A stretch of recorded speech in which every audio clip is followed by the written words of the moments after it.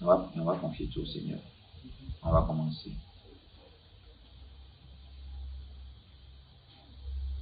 Papa, nous te bénissons. Nous te rendons toute la gloire.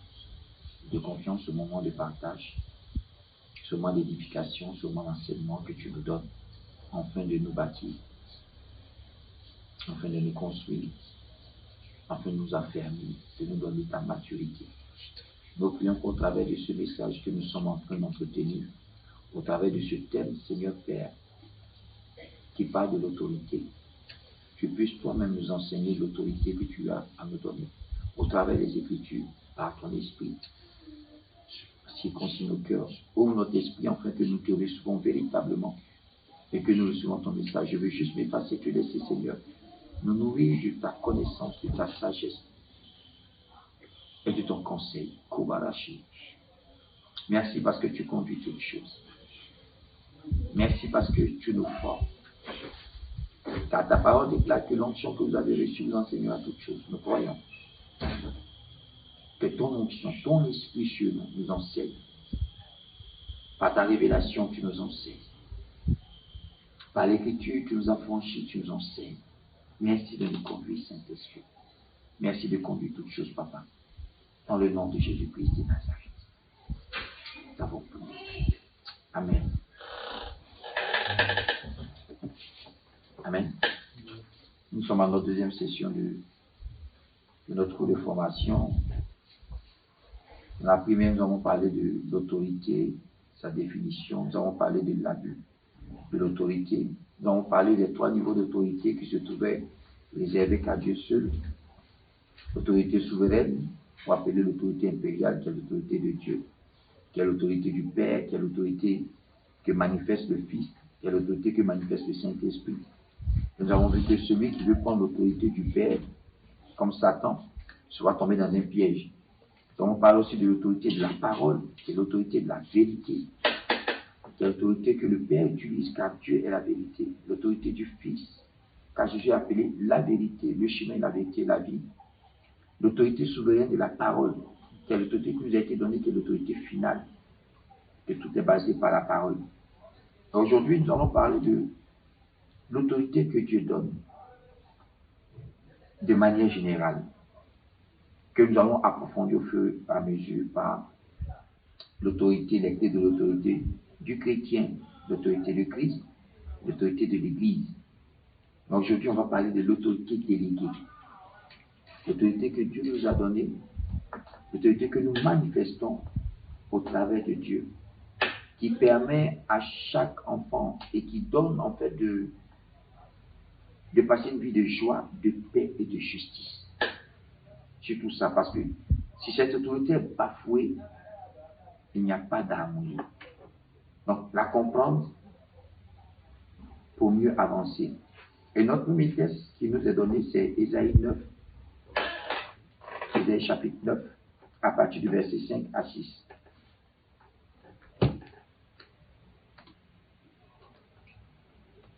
Ésaïe 9, à partir du verset 5 à 6. La Bible nous dit, car un enfant nous est né, un fils nous est donné, et la domination reposera sur son épaule. On l'appellera admirable, conseiller, Dieu puissant, Père éternel, prince de la paix. Ce verset nous parle d'une domination, d'un gouverneur qui devait arriver. Ce verset nous parle du gouverneur que Dieu a annoncé pour établir la justice et la paix dans le monde. C'est un gouverneur qui était tant attendu par l'humanité. Les Juifs l'attendaient. Pour eux, c'était ce gouverneur qui allait donner la libéralité, la liberté de pouvoir vivre. Parce que c'était un peuple qui était assiégé de toutes parts. Donc, ils attendaient le gouvernement de Dieu pour avoir une certaine paix. Et pour eux, c'était un gouvernement qui allait venir par la guerre pour les libérer. Mais Dieu annonçait un autre gouvernement. Un gouvernement de droiture et de justice. Un gouvernement qui allait apporter la justice dans le monde. Un gouvernement de droit. Et ce gouverneur de paix, ce gouverneur de justice, était la personne de Jésus-Christ de Nazareth. Alors, Ésaïe, 800 ans avant Jésus-Christ, prophétisait la venue de Jésus. Aujourd'hui, on peut dire 2800 ans avant Jésus-Christ, ce gouvernement avait été annoncé.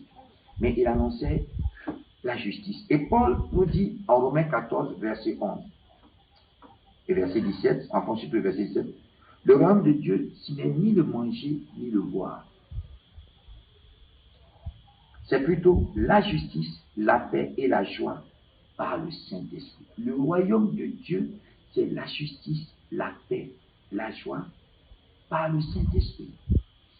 Ceux qui reconnaissent le royaume de Dieu, ceux qui reconnaissent ce royaume, vont vivre dans la paix, la joie et la justice de Dieu. C'est un royaume qui vient apporter la paix. Un royaume qui apporte la justice. Un royaume selon Dieu, pas selon les hommes. Parce que selon les hommes, nous avons déjà un gouvernement. Et selon les hommes, nous avons notre justice à nous. Mais selon Dieu, parce que nous ne parlons pas d'autorité selon le monde, nous parlons de l'autorité divine. L'autorité qui est donnée selon Dieu. Quelle est l'autorité que Dieu avait envisagée pour le monde? En fait, que le monde soit dans la paix. Parce qu'il y avait un chaos.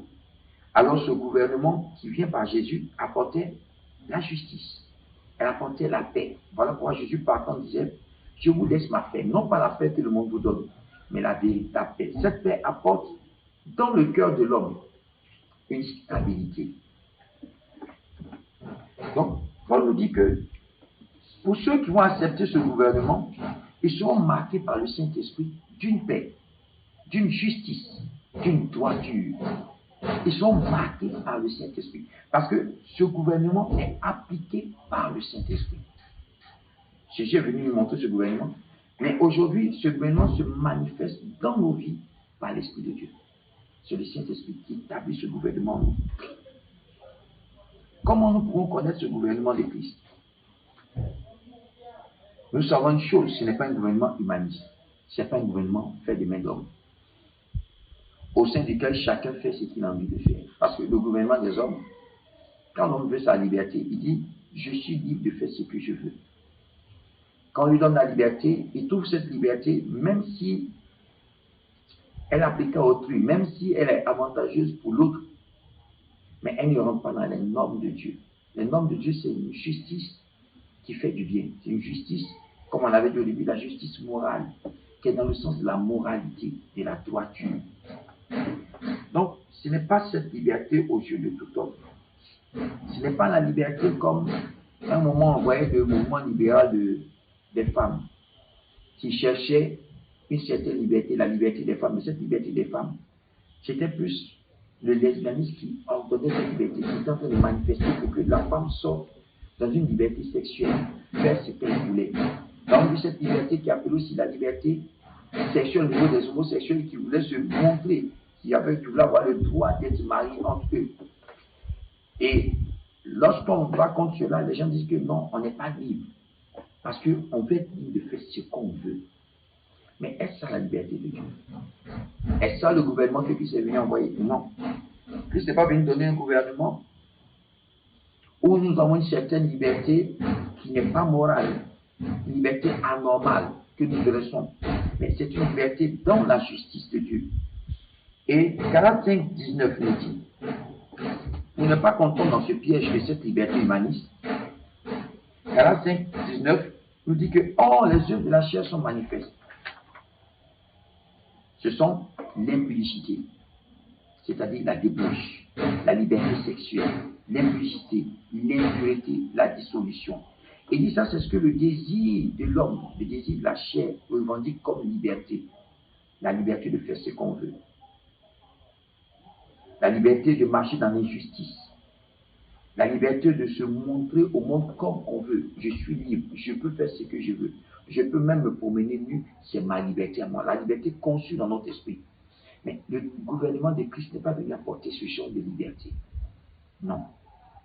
Ce gouvernement est venu apporter la justice morale. Apporter une justice pour tout homme qui croit en ce gouvernement. Et nous avons remarqué que dans la Bible, lorsque ce gouvernement est venu, certains rois l'ont connu. Hérode, ayant reconnu ce gouvernement, dit, tiens, il y a un roi qui naît. Il y a un gouvernement qui vient s'opposer au gouvernement humain que j'ai. Ce gouvernement où je domine. Alors, Hérode dit au mage, quand est-ce que vous avez vu cette étoile briller? Depuis quand elle brille? Informez-vous, pour que moi aussi je vienne adorer ce roi qui vient de naître. Et la Bible dit que ce n'était pas pour adorer Christ, mais c'était pour tuer l'enfant qui venait de naître. Car Hérode savait qu'un roi était né. Un autre gouvernement prenait place. Et les hommes ne reconnaissent pas ce gouvernement. Aujourd'hui, l'humanité ne croit pas en ce gouvernement céleste. L'humanité croit au gouvernement humain, croit au gouvernement des hommes. Et nous avons dit que les autorités sont établies par Dieu. Il n'y a aucune autorité qui ne vient de Dieu. Mais ces autorités, sous le pouvoir de l'humanité, Dieu avait déjà donné à l'homme la domination. À la création, lorsque Dieu créa Adam, Dieu dit, domine et règne. Ce dessein dans le corps de l'homme fait que l'homme est appelé à dominer et à régner. Mais ce dessein mal placé, mal pris, gouverné par Satan, donne la domination de l'homme sur l'homme. Ce qui fait que les hommes veulent dominer sur leur prochain. Ils veulent régner sur les autres. Ils veulent assujettir les autres. Et ce n'est pas ce gouvernement que Dieu veut. Parce que ce gouvernement d'assujettir l'homme est un gouvernement de sang. C'est un gouvernement d'oppression, de dictature. Ce n'est pas le gouvernement de Christ. La Bible dit tous ceux qui vont considérer le gouvernement venant de Jésus, ce gouvernement venant de Dieu, seront dans la justice. Ils seront dans la paix. Ils seront dans le droit. Mais qu'est-ce qui peut nous donner un gouvernement de paix et de joie? Comment est-ce qu'on peut avoir ce gouvernement? Romains 1, verset 21 à 26 dit, les hommes n'ayant pas reconnu ce gouvernement, les hommes n'ayant pas reconnu Dieu, sachant qu'il existait, trouvant qu'ils étaient plus sages que Dieu, Dieu les a livrés à leur désir retrouvé. Au verset 26 de Romains chapitre 1, il dit, c'est pourquoi Dieu les a livrés à leur passion infâme, car les femmes ont changé l'usage naturel de celui qui est contre nature. Et de même, les hommes abandonnent l'usage naturel de la femme, s'enflammant dans leur désir infâme, homme pour homme. Toutefois, qu'on se lève contre le gouvernement, c'est-à-dire que contre l'autorité de Dieu, on s'élève à une autre forme d'autorité diabolique. Le contre nature. Ils ont laissé le gouvernement de Dieu, ils n'ont pas reconnu Dieu. Ils ont trouvé qu'ils étaient plus sages que Dieu. Nous connaissons ce qui est bon pour nous. Dans cette éthique, ils se sont livrés à des choses contre nature. Des choses que même les animaux ne peuvent pas faire. Et Dieu les a livrés à leur désir. Dieu les a livrés à leur contre nature. Il les a laissés vivre selon leur contre nature. Mais Dieu laissant cela à une justice. À une justice. L'autorité que Dieu nous donne n'est pas d'assujettir l'homme. L'autorité nous donne, c'est pour assujettir un royaume qui est différent de ce royaume. On parle de royaume céleste, de royaume inique, de royaume démoniaque, de royaume des ténèbres. Nous avons une justice qui va au-delà de cela.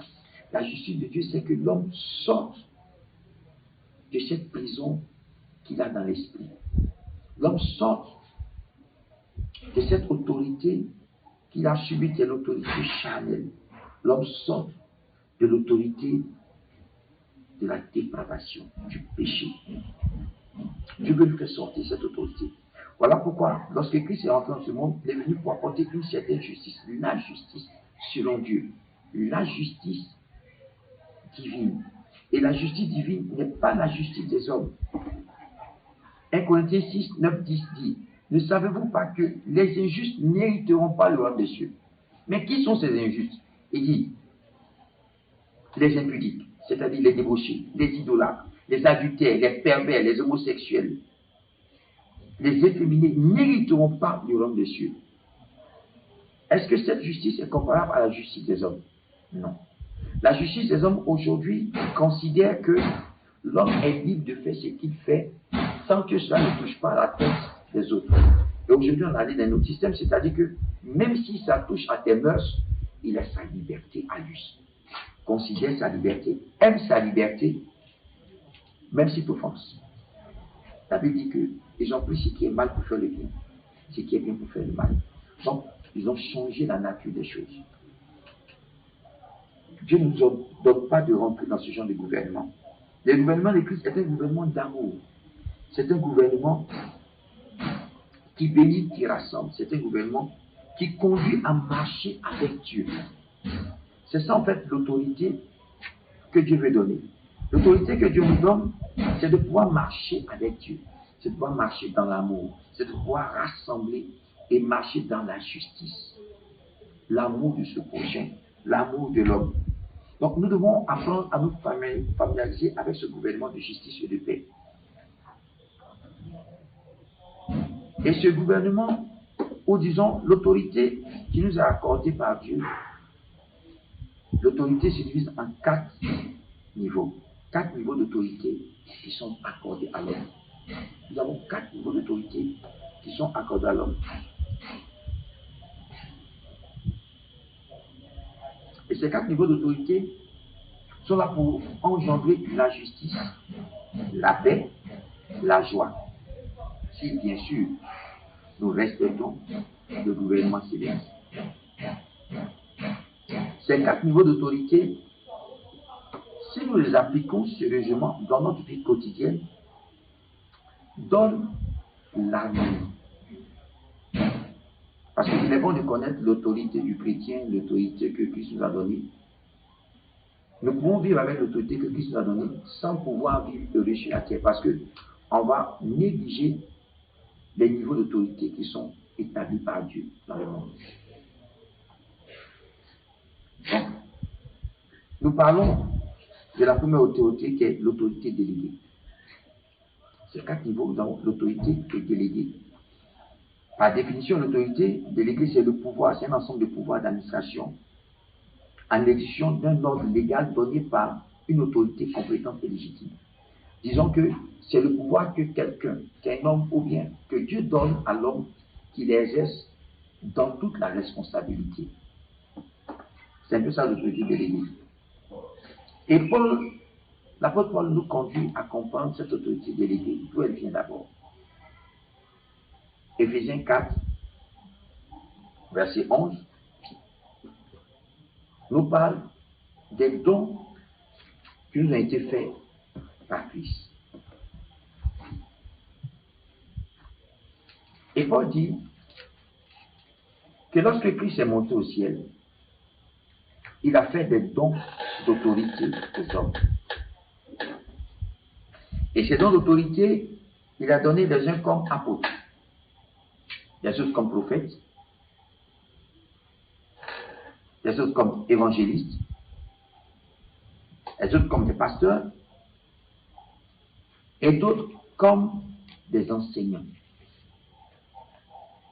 On dit, il y a eu des autorités qui ont été déléguées sur la terre selon Dieu par Christ. Christ étant le chef de l'Église, Christ a donné une certaine autorité à l'Église. Et cette autorité, nous devons la respecter. Il dit, il y a les apôtres, il y a les prophètes, il y a les évangélistes, il y a les pasteurs, il y a les enseignants, qu'on appelle les docteurs. Il dit, mais ces 5 ministères ont été donnés dans un but. Pas dans le but de dominer, pas dans le but d'asservir, mais dans le but de permettre à l'Église d'être complète. Il dit, pour le perfectionnement des saints, pour le perfectionnement ou la maturité des enfants de Dieu, pour la maturité de l'Église, pour que chacun soit accompli selon l'ordre divin. Alors Paul dit, si nous marchons conformément au plan divin, au plan de Dieu, nous sommes appelés à nous soumettre, à obéir, à respecter ceux qui nous ont été donnés. Nous devons apprendre que ce gouvernement qui a été donné par Dieu, ces autorités qui nous ont été données, nous devons les respecter, nous devons les honorer. Pourquoi? Parce qu'ils sont là pour un but précis. nous parfaire. Nous parfaire devant Dieu. Hébreux 13, 17 va plus loin. Hébreux 13, 17, il dit: obéissez à vos conducteurs, ayant pour eux de la déférence. La déférence, c'est la considération respectueuse. Obéissez à vos conducteurs, ayant pour eux de la considération, du respect, une marque d'estime. Ayez de l'estime pour eux. Il dit: soyez leur soumis, car ils veillent sur vos âmes.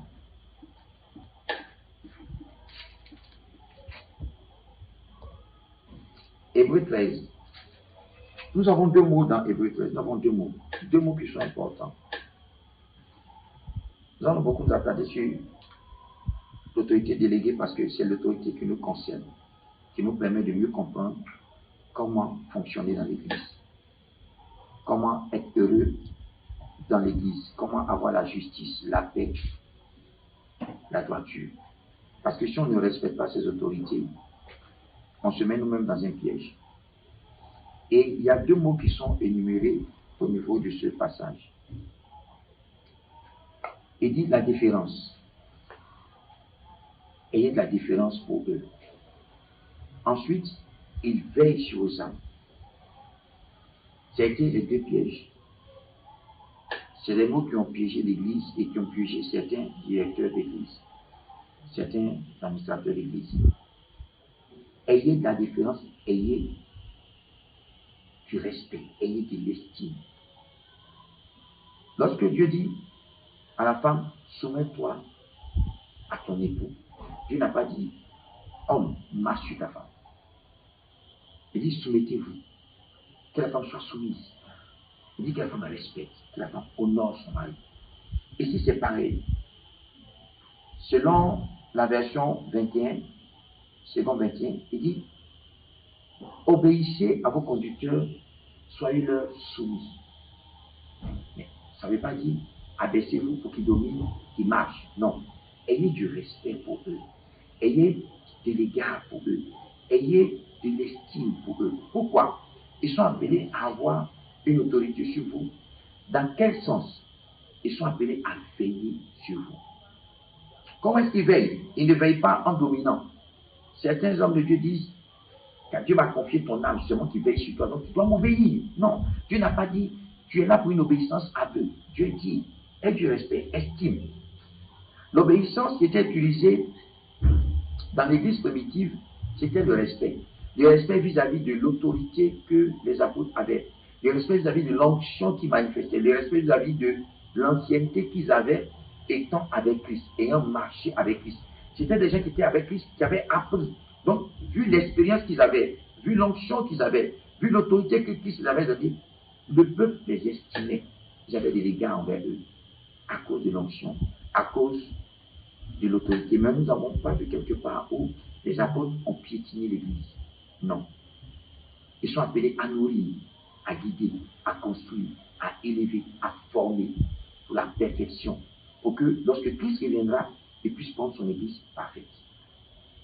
Donc, c'est cette autorité qui est donnée aux dirigeants de l'Église.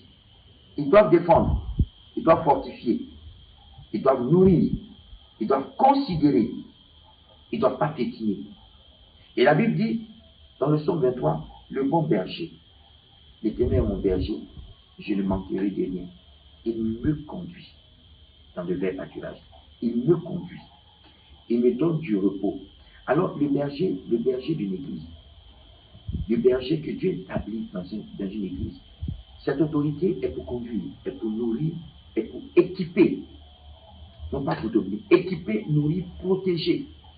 Et puis, peut-être le Seigneur me montrait quel était le mandat du serviteur établi sur l'église. Et c'est quoi la bannière d'une église? Lorsque Dieu établit une autorité sur l'église, Dieu montrait le manteau, comment le manteau protégeait.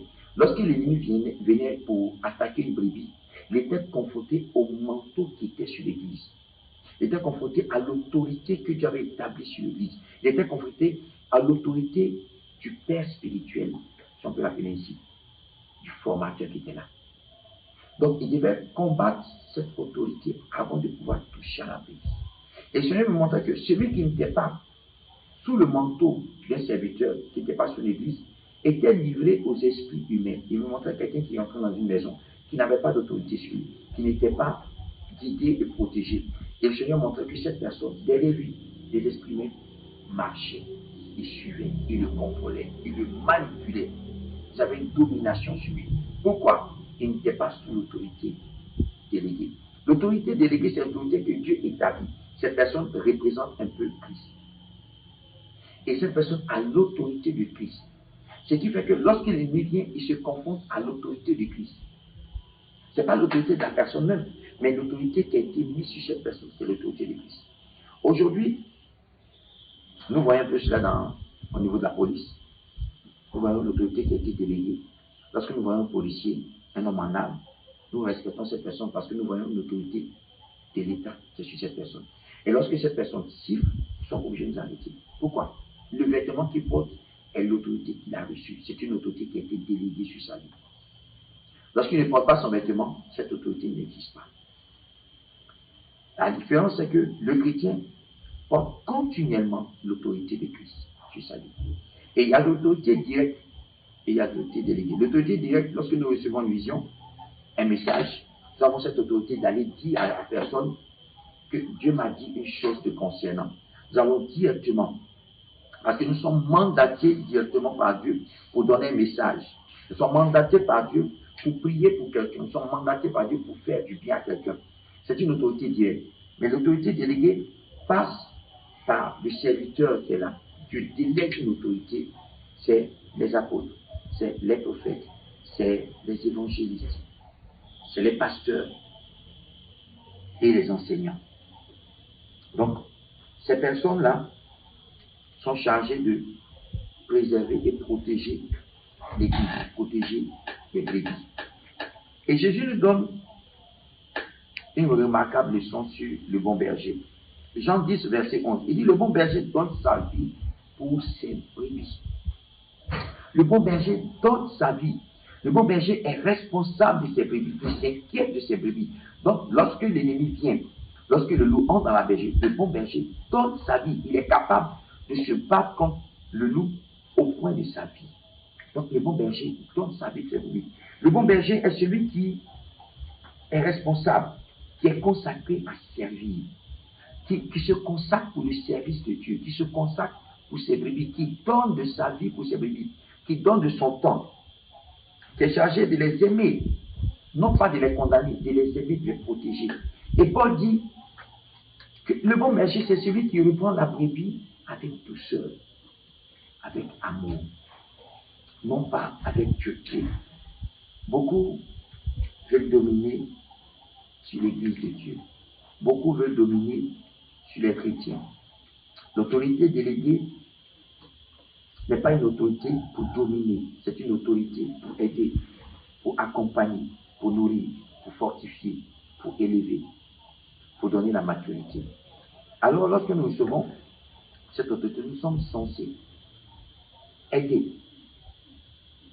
Et cette autorité parle de la responsabilité. Donc, si nous devons paraphraser Hébreux 13, 17, nous allons dire, suivez ceux qui exercent une direction comme celle d'un berger. Soumettez-vous à leurs soins, leur nourriture, leur amour, leur correction, car ils sont responsables de vos âmes envers le maître berger.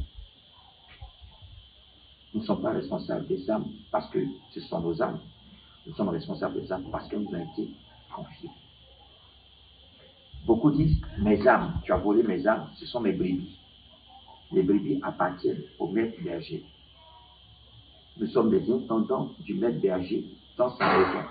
Nous sommes chargés d'une responsabilité envers les brebis qu'il nous a confiées. Donc nous devons comprendre que le plan de Dieu pour l'Église, le plan de Dieu pour l'Église était d'abord d'établir Christ comme le chef de l'Église. Et ensuite, comme le dit Éphésiens 1, 20 au verset 23, dit, Dieu a déployé sa puissance au travers de Christ qu'il a donné comme chef suprême de l'Église. Christ est le chef suprême de l'Église. En plus, Christ délègue son autorité. Il délègue son pouvoir. Il délègue son autorité aux apôtres, aux prophètes, aux enseignants, à ceux qu'il connaît comme, qu'il choisit comme berger, qu'il dépose sur son Église. Alors, Pierre dit, en 1 Pierre 5, versets 2 à 3, « Paissez le troupeau de Dieu qui vous est donné, non pas avec contrainte. Paissez le troupeau de Dieu qui vous a été confié, avec amour, avec dévouement.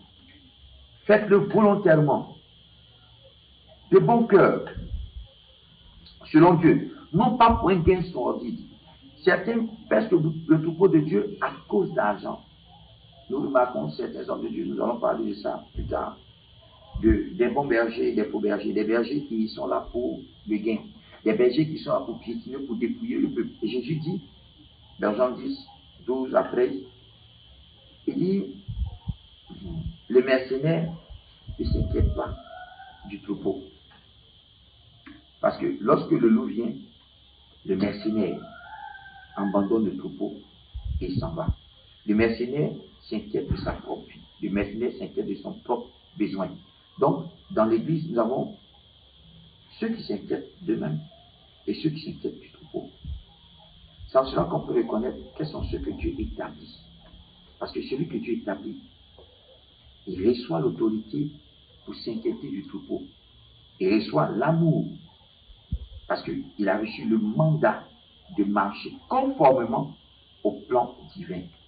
Donc, nous ne sommes pas appelés à dominer, mais nous sommes appelés à partager, à nourrir, à fortifier, à élever. Mais nous savons que cette autorité déléguée a des limites. Et il faut qu'on connaisse les limites de cette autorité.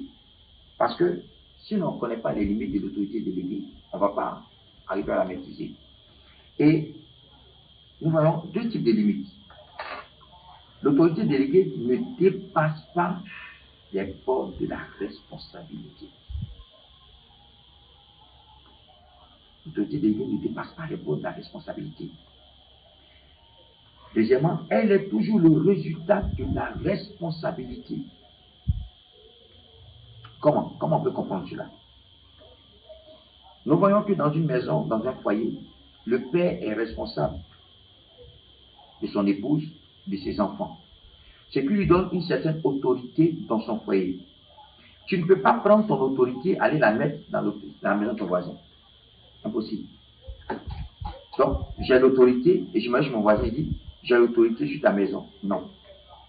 Le voisin a l'autorité sur sa maison, pourquoi? Parce qu'il est en charge de son épouse, de ses enfants. Donc, la responsabilité, c'est plus la responsabilité. L'autorité déléguée s'inquiète de la responsabilité. C'est la responsabilité qui nous est donnée. Donc, le berger est responsable du troupeau.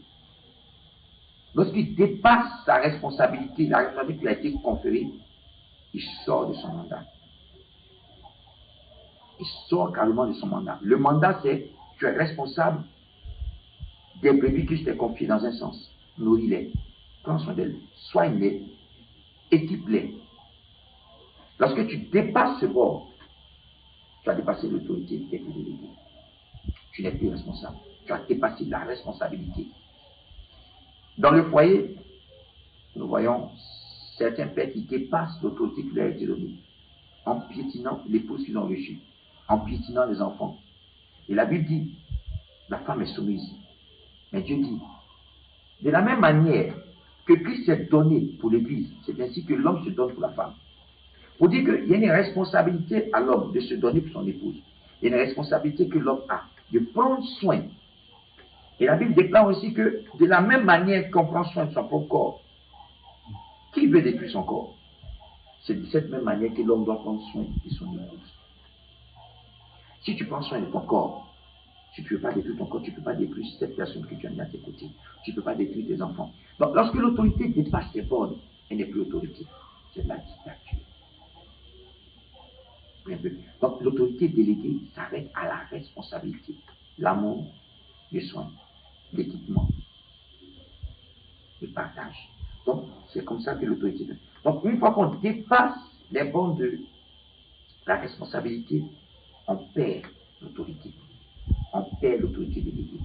On rentre dans une autre forme d'autorité qui n'est plus l'autorité déléguée, mais l'autorité dictatoriale.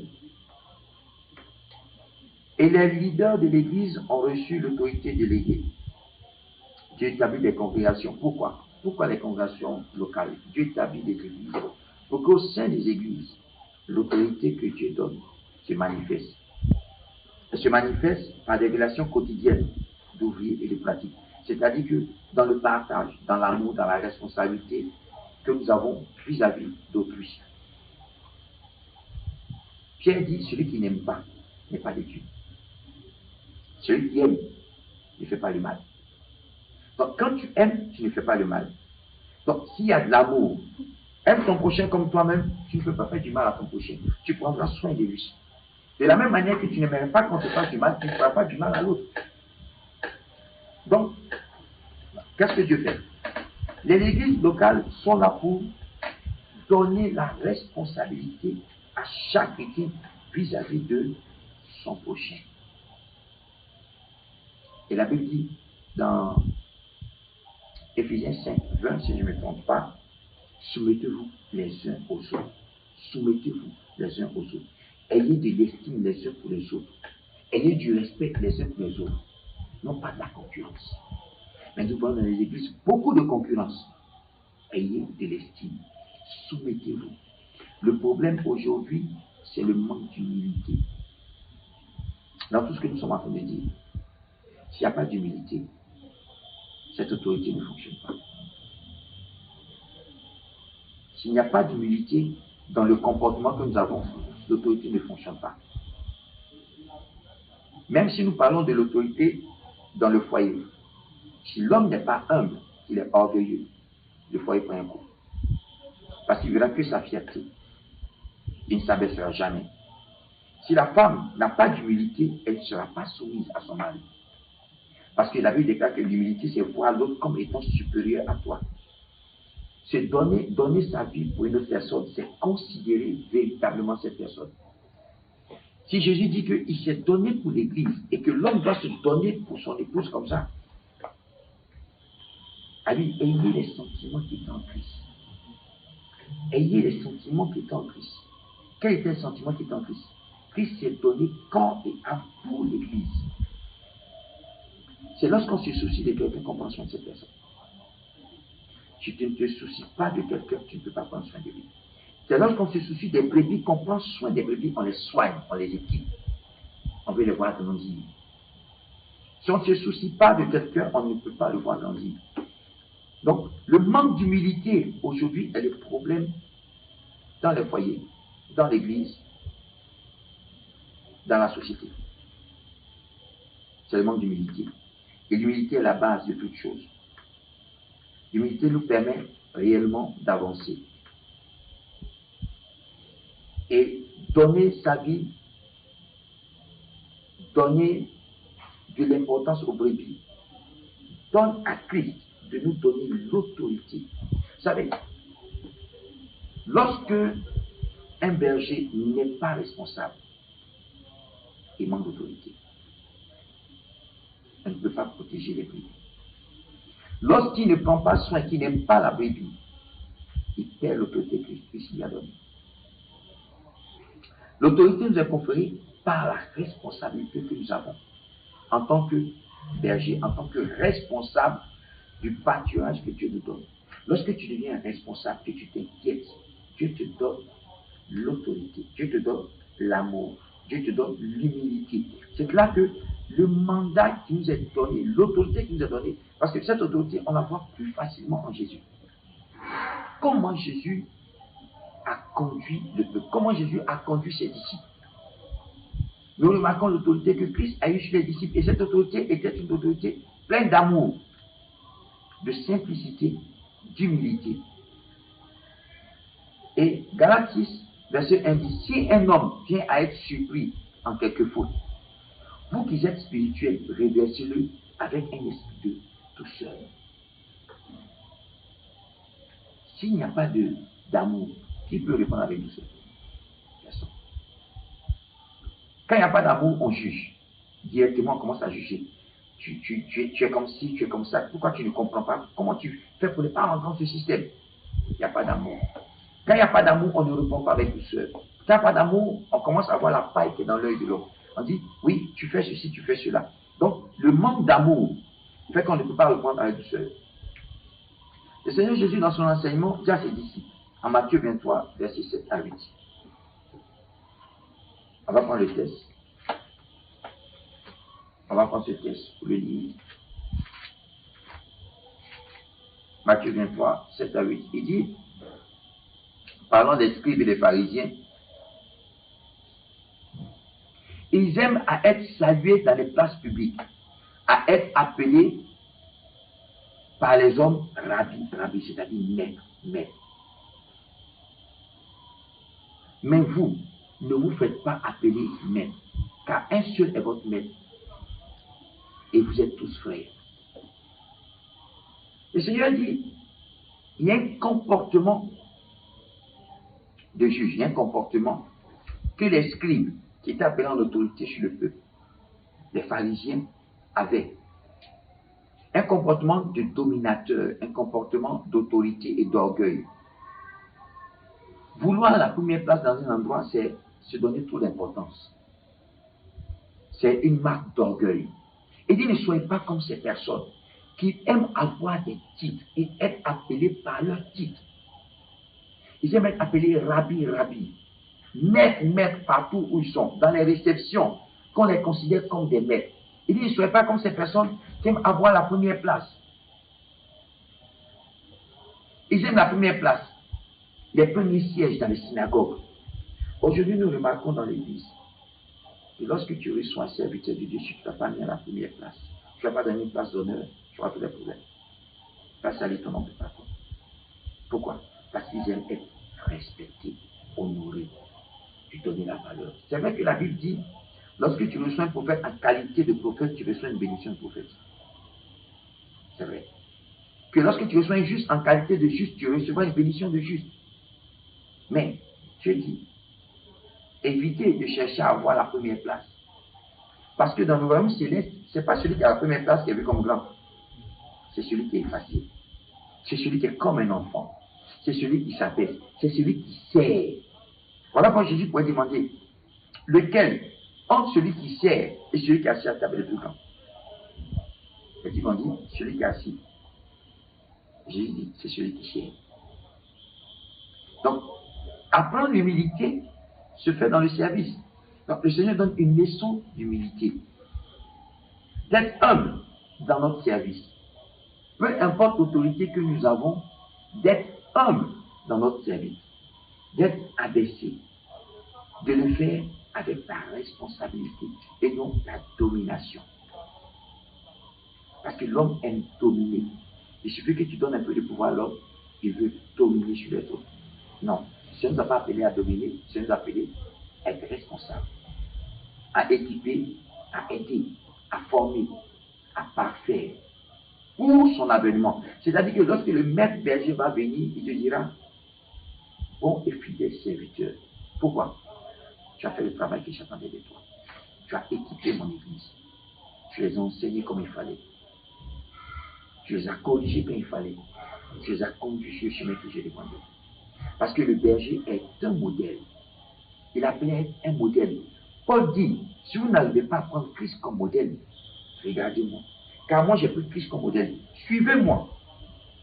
Soyez comme moi. Prenez-moi comme modèle. Aujourd'hui, les hommes de Dieu disent, je dois être mon modèle. Non, Christ est notre modèle. Lorsque tu n'arrives pas à regarder Christ, d'accord, regarde à celui qui a été mieux devant de toi. Sinon, Christ est notre modèle. Pourquoi Christ est notre modèle? Dans sa marche, dans sa direction, sa manière de former, sa manière d'équiper, dans tout ce qu'il a fait, Christ est le modèle parfait. Et la Bible nous enseigne cela depuis Exode. Exode 25, verset 47. Verset 40. Il dit, regarde et fais d'après le modèle qui t'a été montré sur la montagne. Regarde et fais d'après le modèle. Quel est le modèle qui nous a été montré en tant que serviteur? Christ, Jésus. Le modèle par excellence, le modèle parfait dans le service, dans l'autorité, c'est Jésus. Alors Dieu dit, Regarde selon le modèle qui t'a été donné. Fais d'après le modèle qui a été donné sur la montagne. Lorsque nous regardons à Christ, nous avons le modèle parfait pour établir l'autorité déléguée sur la terre. Jésus pouvait dire, je ne fais rien de moi-même. Je ne fais rien de moi si ce n'est ce que j'ai entendu le Père me dire, ou ce que j'ai vu le Père faire. Jésus dit, ce que je suis venu accomplir, c'est l'œuvre que le Père m'a donné d'accomplir que j'accomplis, non pas mon œuvre. L'autorité que Christ avait, il dit, j'établis l'autorité comme le Père me l'a donnée. C'est par l'autorité du Père que j'établis mon autorité. En fait, je n'établis pas une autorité par moi-même. Je ne suis pas venu me montrer. Je suis venu montrer le Père. Et aujourd'hui, c'est la même attitude que nous devons avoir. Qu'est-ce que nous sommes venus montrer? En tant que serviteurs, en tant qu'appelés, en tant que oint de Dieu, quelle est l'autorité? Ou bien qu'est-ce que nous devons montrer comme exemple? D'après le modèle qui nous a été donné, Christ. Nous devons suivre le modèle que Dieu nous a donné, Jésus. Nous devons suivre les enseignements que Jésus nous a donnés. Nous devons suivre la manière de Jésus. Nous devons suivre le service. Nous devons suivre la simplicité de Christ. Lorsque Jésus faisait un miracle, il ne tapait pas sa poitrine pour dire j'ai fait un miracle. Il dit tais-toi. Ne le dis à personne. Va te montrer selon la loi au sacrificateur. Et donne ce qu'il faut. Tais-toi. Lorsque Jésus faisait une délivrance, que l'Esprit commençait à parler, je te connais, il dit, tais-toi. Je ne suis pas venu me montrer. Je suis venu montrer le Père. Je suis venu faire les œuvres du Père. Et c'est ce qui aujourd'hui confond beaucoup d'hommes dans la religion. Mais pourquoi Jésus dit qu'il est venu? Oui, mais l'obéissance, l'humilité. Lorsque nous faisons un service, nous le faisons pour quelqu'un. Celui qui se montre parle de lui-même. Jésus n'est pas venu parler de lui. Jésus est venu parler du Père.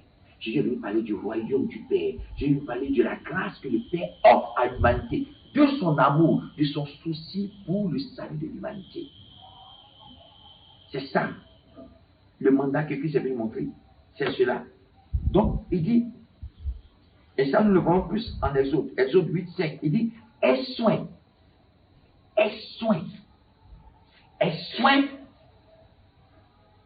le futur dit de faire tout d'après le modèle. Aie soin de faire tout d'après le modèle que je t'ai montré.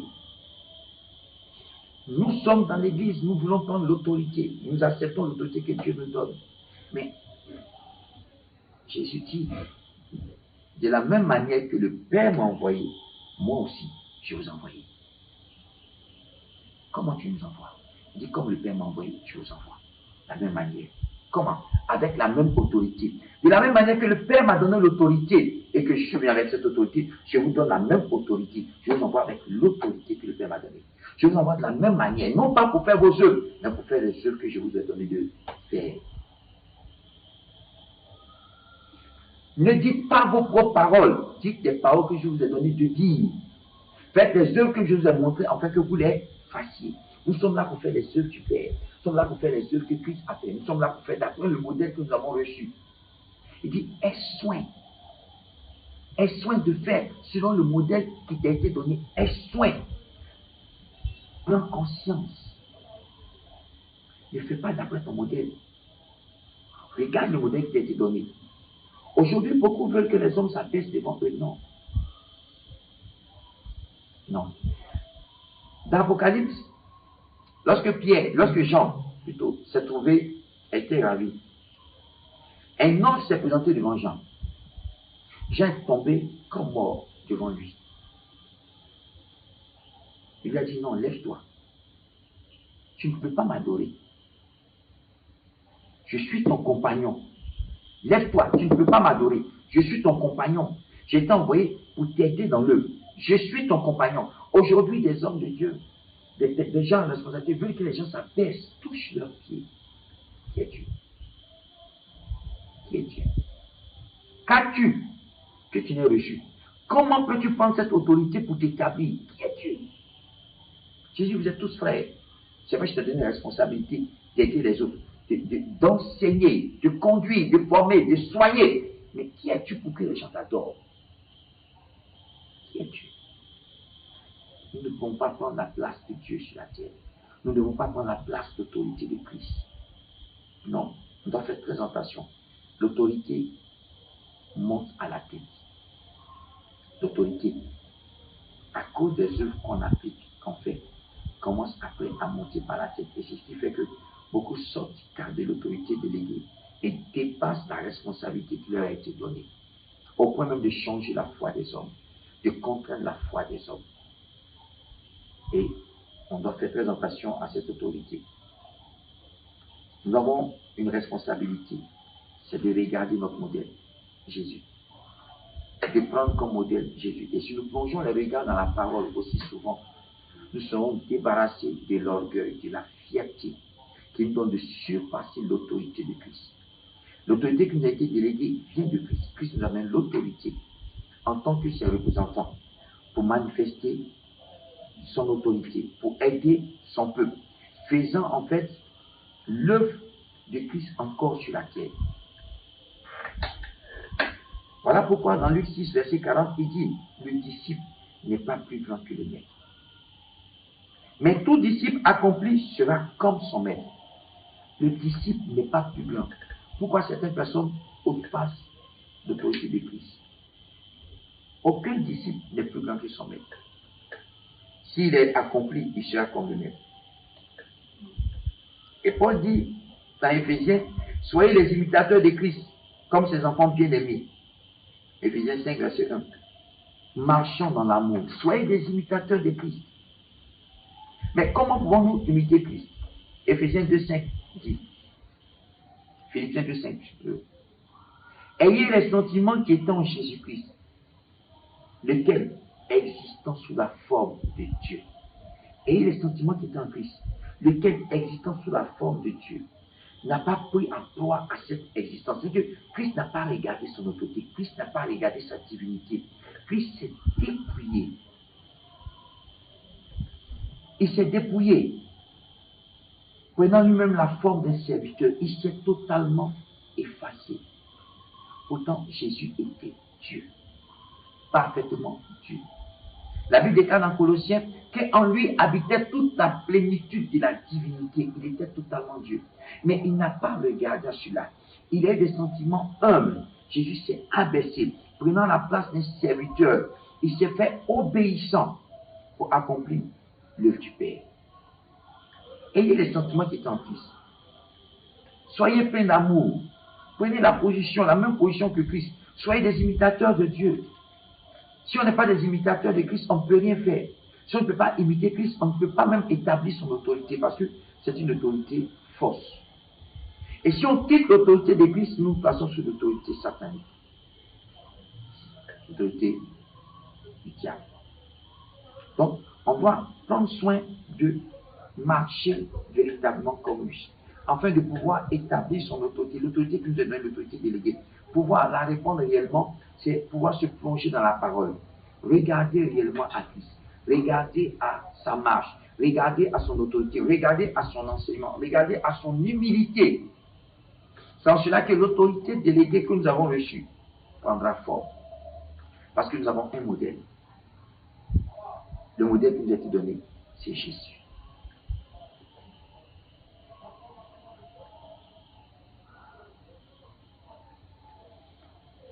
Dans Jean 13, en Jean 13, verset 3 à 4, ensuite 17, Jésus, étant assis à table, se leva, enleva son vêtement, descend à sa ceinture, et se met à laver les pieds de ses disciples. Un enseignement que le Seigneur nous donne.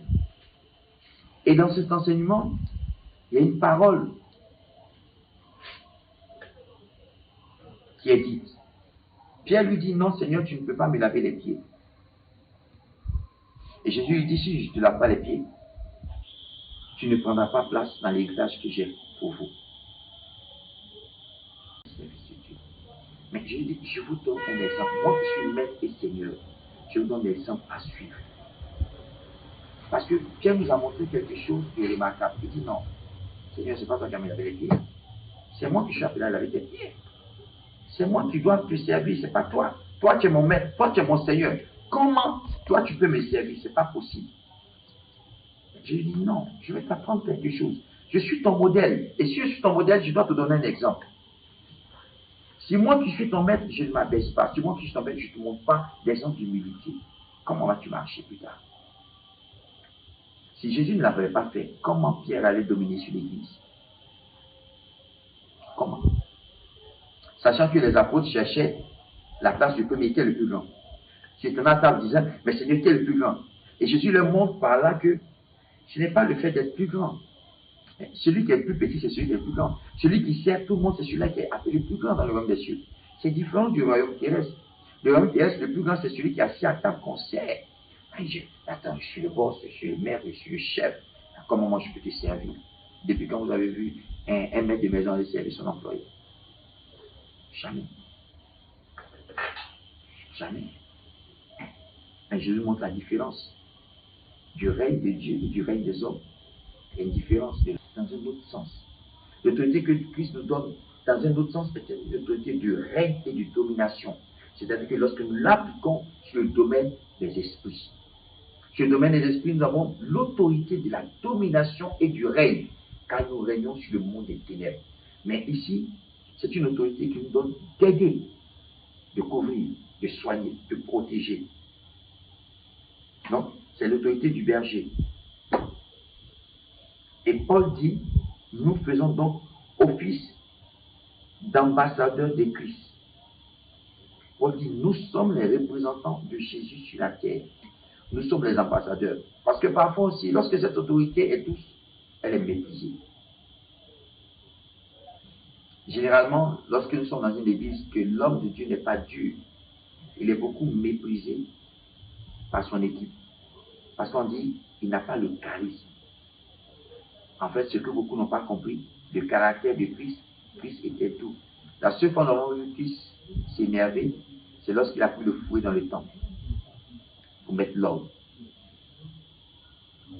Le caractère de Dieu est un caractère de patience, de douceur. Voilà pourquoi la Bible nous montre les fruits de l'esprit.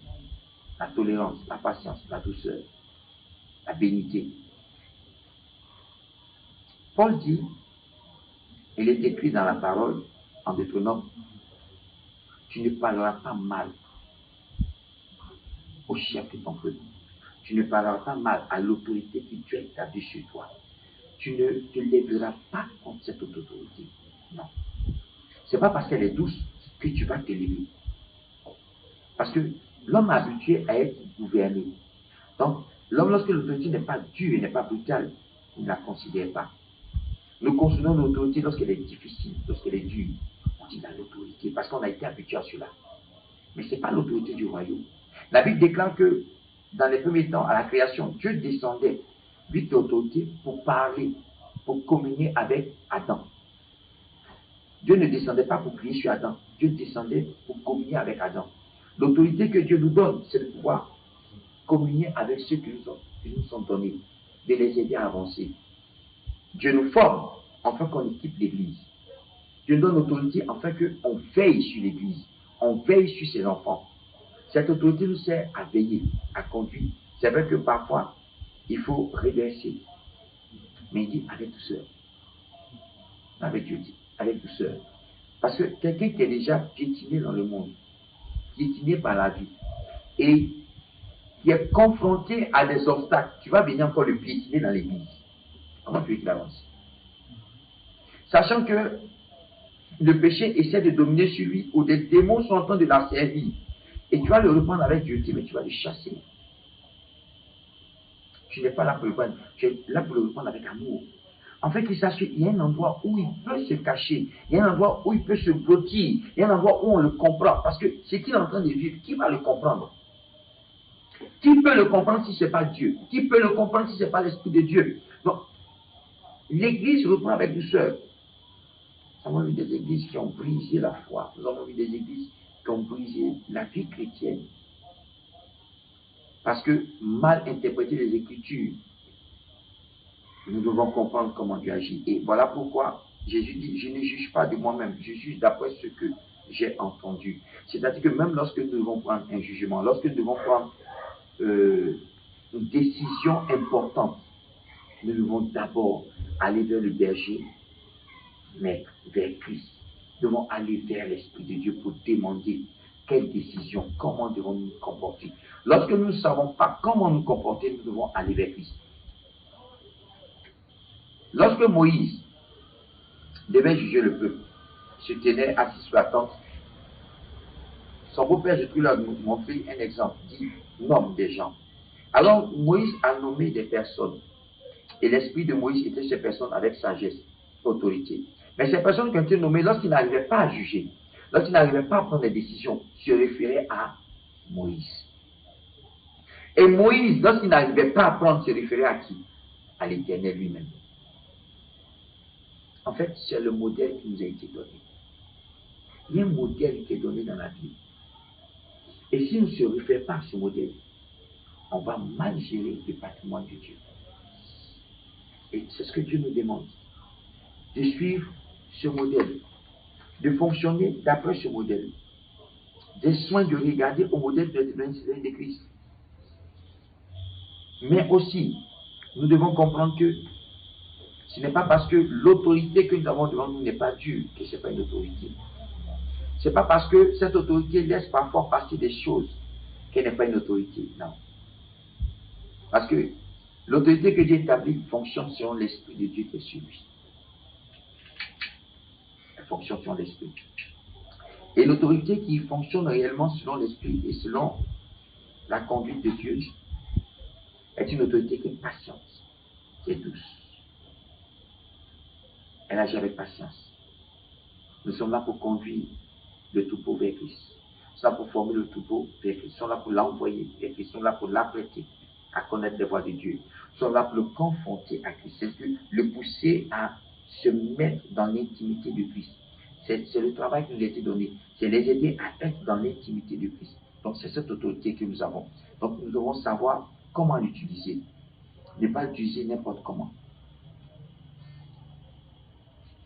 Donc, quelque part, c'est l'autorité déléguée qui est là. Nous n'allons pas dépasser cette autorité. Nous allons arrêter à cette autorité déléguée. Et on ne va pas aller plus loin que ça parce qu'on va traiter de plus au travers des autres sujets.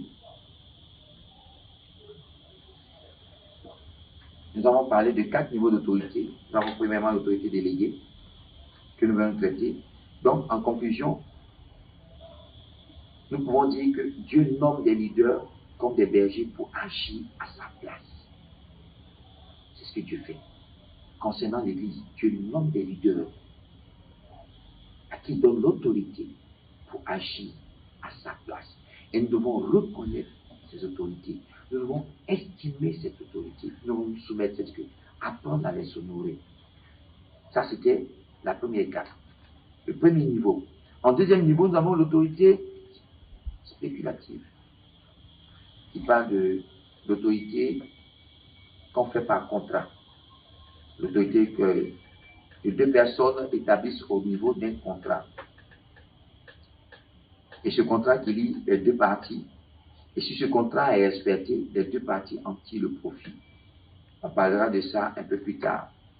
Ça, c'est l'autorité spéculative. Nous avons aussi la troisième autorité qui est l'autorité coutumière ou traditionnelle, qui est aussi établie dans la Bible que nous voyons dans les Écritures.